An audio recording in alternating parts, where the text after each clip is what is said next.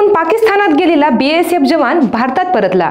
नमस्कार, मी आरती आणि तुम्ही पाहत आहात लोकाशा टीव्ही न्यूज चॅनल। गेल्या काही दिवसांपासून पाकिस्तानच्या ताब्यात असलेल्या भारतीय सीमा सुरक्षा दलाचे BSF जवान PK साहू यांना पाकिस्तानने सोडले आहे। काही दिवसांपूर्वी पूर्णम कुमार शॉ यांनी चुकून सीमारेषा ओलांडली होती आणि ते पाकिस्तानमध्ये गेले होते। त्या ठिकाणी पाकिस्तानी सैन्याने PK शॉ यांना ताब्यात घेतले होते। मध्यंतरीच्या काळात भारत आणि पाकिस्तान यांच्यात ऑपरेशन सिंदूर नंतर युद्ध सुरू झाले होते।